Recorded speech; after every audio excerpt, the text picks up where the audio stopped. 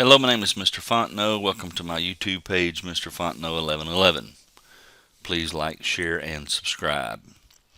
In this video, I will be reviewing the final exam for the INST AC Electricals, Principles, and Applications class.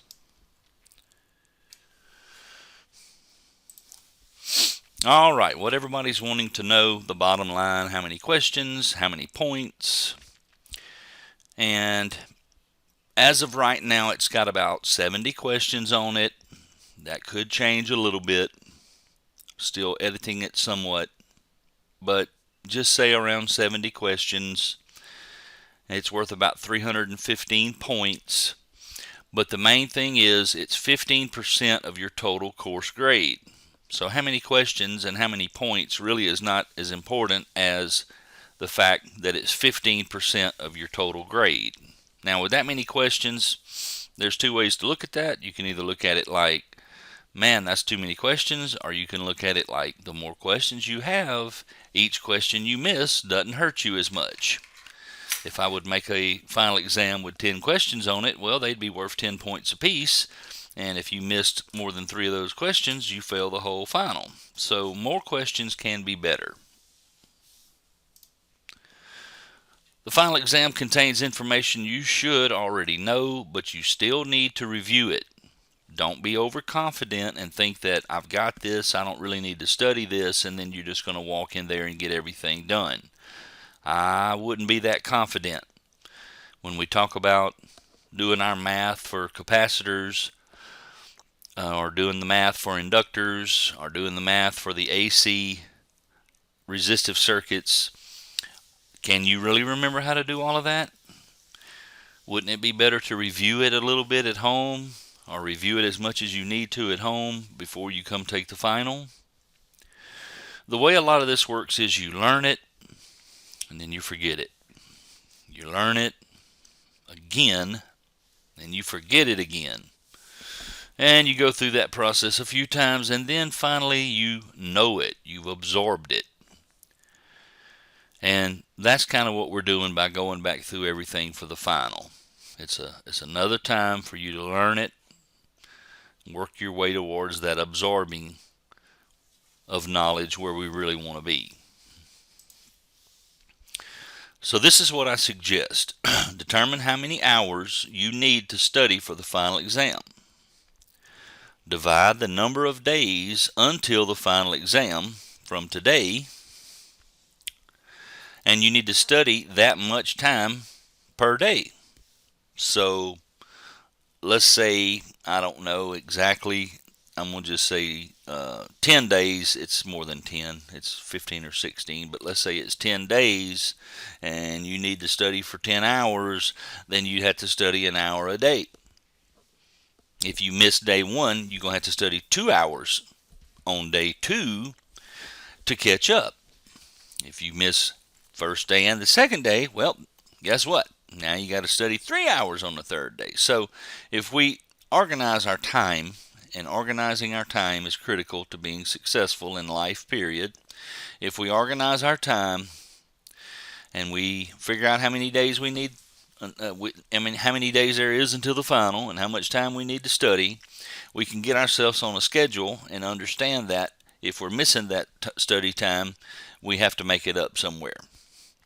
I would suggest review what you know first. Save what you had the most difficulty with until last. I wouldn't spend my time, a bunch of time, trying to review something that I'm not familiar with and that's really giving me a hard time. You waste all your time doing that, and you never get to the point where you review the stuff that you really know. You don't want to do that. Our scratch paper. If we look at our scratch paper and writing things on your scratch paper instead of trying to do it from memory, it's kind of like using a leverage bar. We can pick up something. We couldn't walk over there and pick up this box just by hand, but if we use a lever, we can pick up something much easier than if we just try to do it by hand.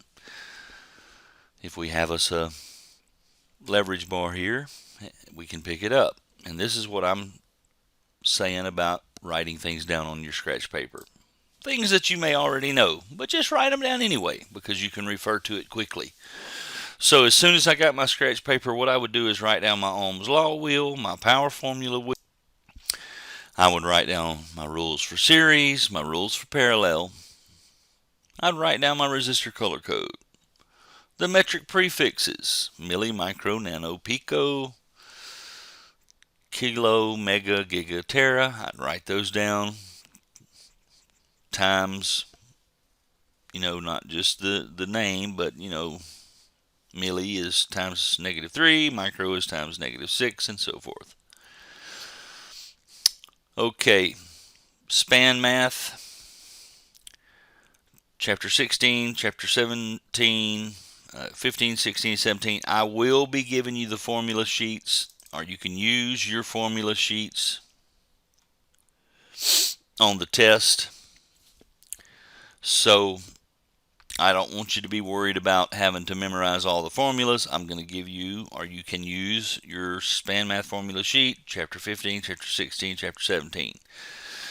Now, if I walk over there to your formula sheet and I turn it over and it's got a bunch of information written on it that shouldn't be written on it, we're going to have an issue. So if you want to use your formula sheet, as long as it's clean, I'm fine with that.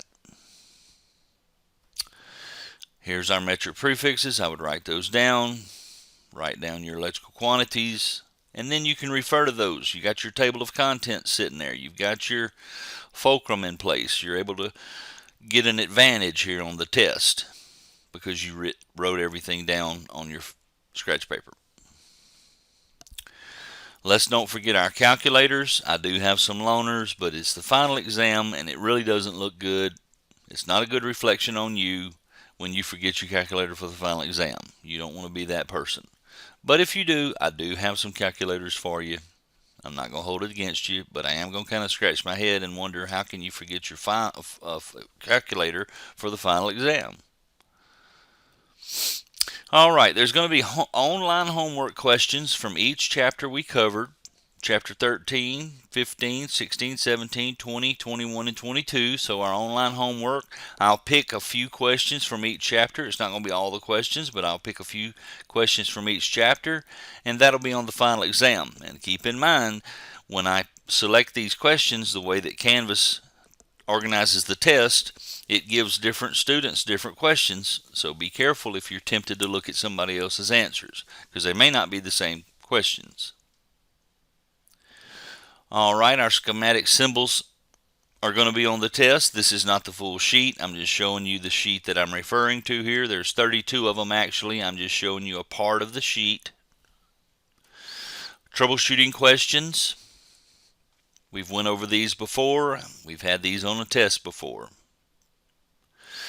All of the parts of the multimeter that we've been using in the labs, you should have a handout on this. If you don't have these handouts and you need these handouts, email me and I will set up some stacks of paper in the classroom where you can just stop by my classroom and get the handouts that you need.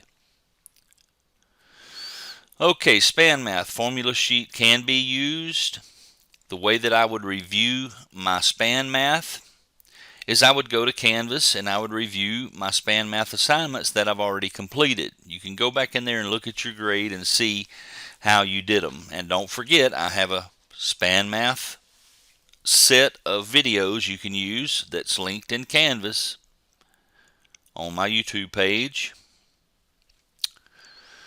Okay, the math from INST 1111. You remember that our first test was a review test of the materials that we should have learned in 1111.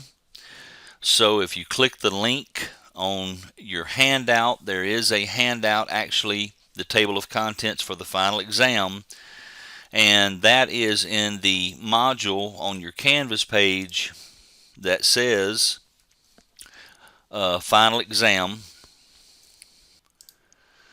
So under the final exam module, which I have moved to the top of your Canvas page, if you click on final exam table of contents with hyperlinks, it will take you to the sheet that has all of the information that we will be going over in, for the final.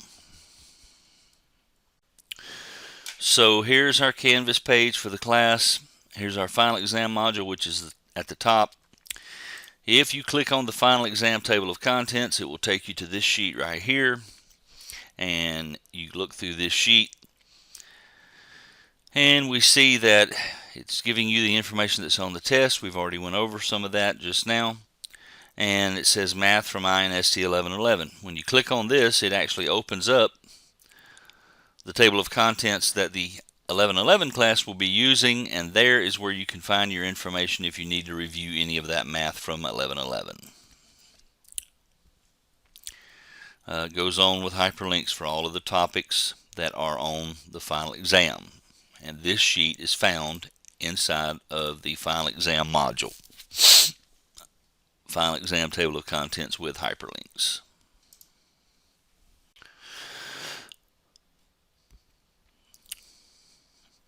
Alright, Chapter 15, Resistive AC Circuits will be on there. You can use your formula sheet. This information right here I just pulled from that final exam table of contents. So you click on here, it'll open the math handout for you. Click here, give you the formula handout. Click here, give you the math handout key so you can make sure you're doing your work properly. Chapter 16, Inductive Circuits.